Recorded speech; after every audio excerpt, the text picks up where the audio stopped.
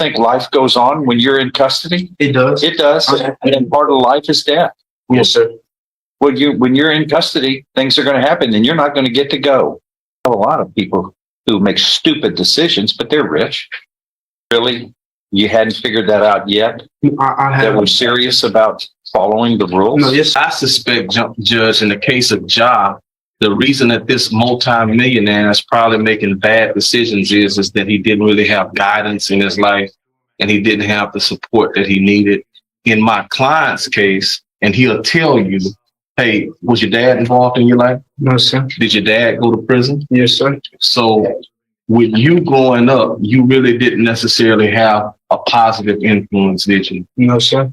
And my mom. And with you getting in trouble right now, I know it, and Judge asked us to respond to this prior sentence where it said that, hey, you had continued to commit crimes. When that guy got beat up, I'm going to use the word beat up. Yes, sir.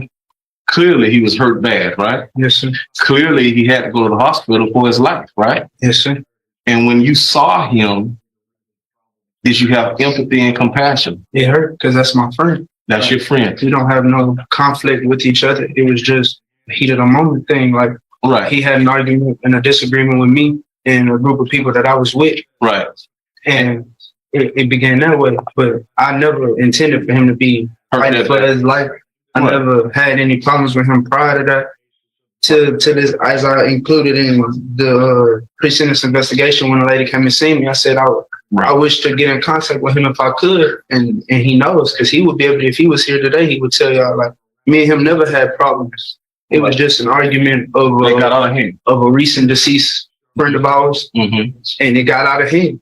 Right. That's like, he was one of a close friend of me, a real close friend of me. So the question I'm getting to, Judge wanted me to kind of respond to where it's headed in the report about you continuing to commit crime. Yes. And I guess what I'm saying is that I'm sorry. Thanks. Keep going. I guess what I'm saying is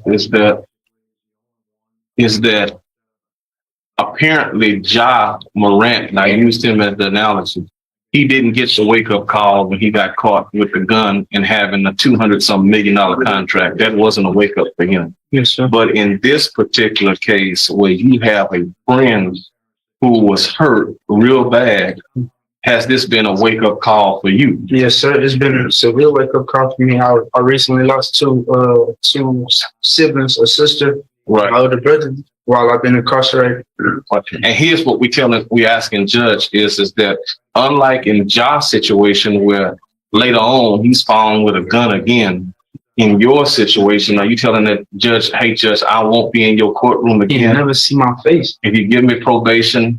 And then another good thing. Wait a second. Hold on. I'm sorry. He was put on probation as a juvenile. Yeah, and for let's see, how many times? Let's see, I see one. Twice. 2018. Two in 2018. Evading arrest and detention in Harris County. No, sir. It was 12 months adjudicated probation. That was regular probation. Yes, sir. Well, so he's been on probation 3 separate times. Yes, sir. Right? And this was committed, let's see, hold on here. 12 months adjudicated. So this was committed after he had been on probation for 3 different offenses. Certainly anybody with a brain, half a brain, yes, sir, would know that criminality has consequences and people take it seriously. Yes, sir.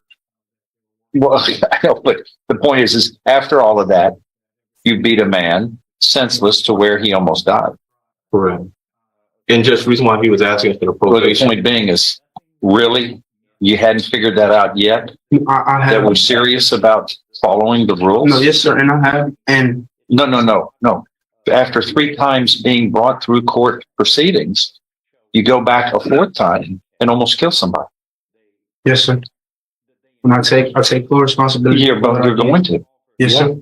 Yeah, that's why we're here, is to hold people responsible. Yes, sir. He's talking about this guy with a lot of money. I know a lot of people who make stupid decisions, but they're rich. Yes, sir. especially entertainers or athletes. Nobody says that so they can throw 100 miles an hour or you shoot 30-foot jump shots all day long. Yes, sir. But I just don't think that's going to be following the rules, which is live honestly, harm no one, give each person their due respect. Yes, sir. Those are the 3 basic rules. I learned a lot being incarcerated, though, sir, for these past 4 months. Okay. I really have, and I'm just asking for probation to give a chance to myself. Then, what did you learn in jail that you didn't learn by 3 prior probations? I've just learned that you just want to be free is what you want. No, it's not just about being free, Mister. What is it you learned? I lost a lot of family members while I've been here. I lost a younger sister who was 3 years old. I lost a brother who was 14. Well, you don't think life goes on when you're in custody? It does. It does. And part of life is death. Yes, sir. When you're in custody, things are going to happen and you're not going to get to go. Yes, sir. Well, I mean, that doesn't take that doesn't take 1 day of incarceration to learn. And Judge, if you just give him this one chance, the big stick is that if he's on deferred and he violates, he's looking at the full range of punishment. And that's a huge stick of up to 20 years in prison. And what he's telling me and what he's telling you today is that if you give him this shot, how old are you again? 19. 19, just 19.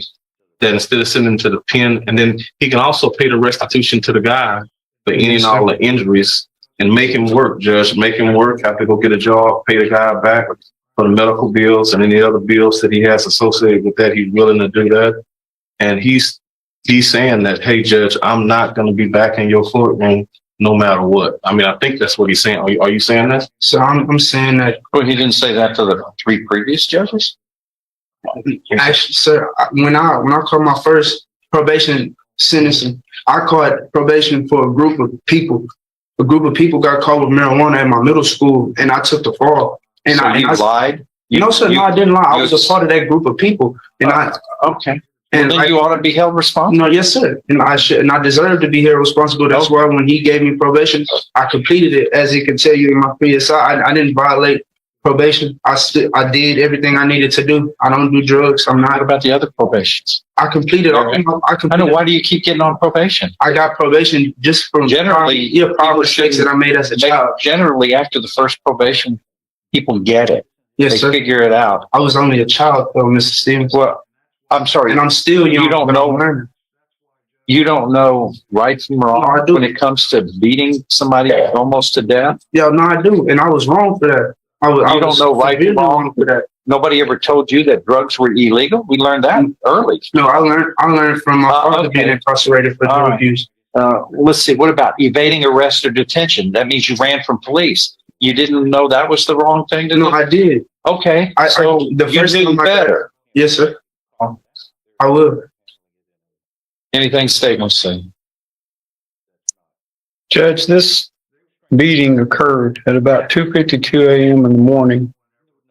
And this so-called friend of the defendant's, who he's so worried about, was left laying there until 8 o'clock, about 7:44 a.m. the next morning, when he was discovered almost dead from the beating that 3 people gave him, including this defendant. This gentleman had to lay there alone, suffering until 8 o'clock in the morning from the injuries that were given by this gentleman and a couple of other people. And I use the word gentleman loosely. I've given a consideration of his age and his lack of adult criminal history in my offer, but I don't think he walks out of here because this gentleman almost didn't walk out of here with his life. If he had shot him, he'd have been probably in better shape than he was when he got stopped. And the pain that he went through waiting for someone to find him instead of this gentleman calling the police or somebody, an ambulance, to come help his friend out. We would ask for the 10 years prison time. I think it's fair. I think it's a sentence that meets the crime. Okay. Anything else you want to end with? Yes, sir. Judge, the thing that I want to end with, Judge, is this. He's 19 years old. He's accepted responsibility. I know, like in federal courts, the big thing is acceptance of responsibility. He's accepting his responsibility. I think he's saying that this is the wake up call that he needed. And, you know, a friend, I think if they were to see each other, they would reconcile. I mean, would you think so? Yes, sir. That's one of my friends that I hung with on a day-to-day basis every day. If you were to have any contact with him, he would tell you the same thing, that it was just a mishap that got out of hand. We had just lost a friend due to gun violence, and he brought up the situation. And the two people that I was with had a problem with it. And he chose to have a problem with all three of us, which it's still bad for what we did. We shouldn't have beat him. Who cleaned up that mess that you made? You walked away and left him to die.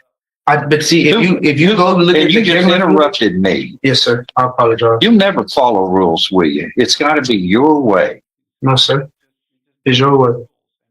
It's your way. Are you finished? Now can I speak? Yes, sir. I apologize. You left him to die. You don't think this is in a public place. You don't think that's something to do with the decency of our community? Beat somebody almost to death and let somebody else have to come along and fix the situation and save that person's life? Not you, who was responsible for it in the first place. Yes, sir. Don't say it's just between him and me. When you leave somebody to die in the public, somebody else took care of that person. Yes, sir. And the community got involved. And then how many people want to come live here when they go, oh, you got kids laying almost dead in the streets because they get beaten up by their friends? What a community. Yes. You think that brings people in? No, sir. And embraces folks who want to come live here in an area that's supposed to be decent? It's supposed to be. Well, you're not helping. Yes, sir. And Judge just said, I mean, is there anything else that you wanted to say? And so here's our last opportunity before Judge makes his decision. So I don't want to put any words in your mouth. I just want you to begin by saying, Judge, please give me probation. You're putting words in his mouth. Well, no, please. But I'm going to let him finish the sentence. Please give me probation, and here's the reason why. And you say you complete that sentence. Judge Stevens, if you give me probation today, I can show you that I've not only grown into a man, that I'm not only realized that the stuff that I did was really, really negative and it impacted a lot of people. But if you give me probation, I can show you that I'm not going to make the same mistakes, that I do want to work. I want to pay off restitution, whatever I need to do to show that I'm growing. Because that's all I'm trying to do is grow and have a better future for myself. I understand that Well, what about for everybody else? Not just we're supposed to be friends. Yes, sir. That's why I said I would pay restitution and deal that doesn't fix. You just don't throw money at somebody and fix it, especially if they have brain damage. Yes, sir. See, that's not. You're saying you matured. That's not mature thought. You just can't throw money and rub it on the wound, and it's going to miraculously heal up. Yes, sir.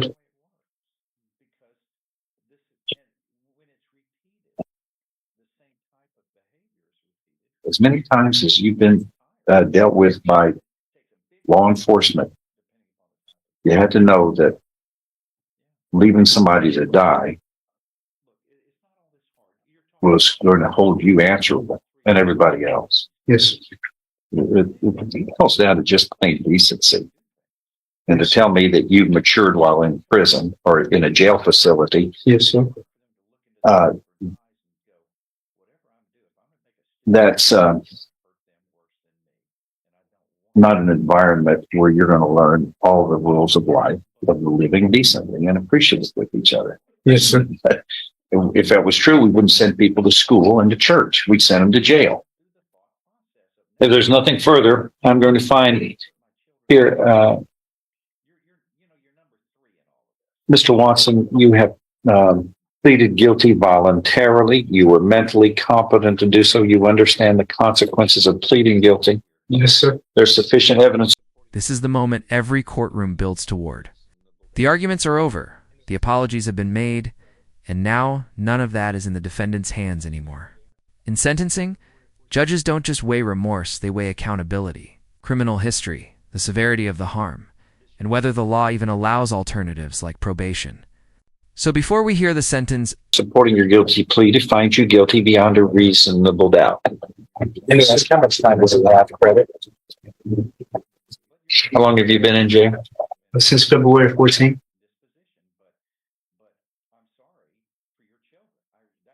This year, right? Yes, sir. Okay. There isn't enough evidence supporting your guilty plea to find you guilty beyond a reasonable doubt. I now find you guilty beyond a reasonable doubt. I am following this agreement. And you are hereby sentenced to confinement in the institutional division of the Texas Department of Criminal Justice to serve a term of 5 years. Yes, sir. There is an affirmative finding that a deadly weapon, your hands and feet, were used in the commission of this offense. That will be an affirmative finding in the judgment in this case. Unfortunately, shock probation is not allowed for this type of offense, which the court would have leaned toward granting if you wouldn't have if it wouldn't have been aggravated in the nature of the commission of the crime. Otherwise, and that's why they call it aggravated, because it is more serious than would normally be dealt with. And you, by your previous criminal history and involvement in the system, knew that those kinds of mistakes have consequences. Yes, sir. I hope that matures you. I hope that helps mature you. Anything else? That is. All right. What else did you have, Langston? and that's how this case comes to a close, 5 years in prison, with the judge making it clear that the aggravated nature of the offense left little room for discretion. One decision, made in minutes, changed multiple lives forever. The victims, the defendants, and the families caught in the aftermath. Cases like this remind us that remorse can influence a courtroom, but it doesn't erase the consequences of what already happened. Now, I want to hear your perspective.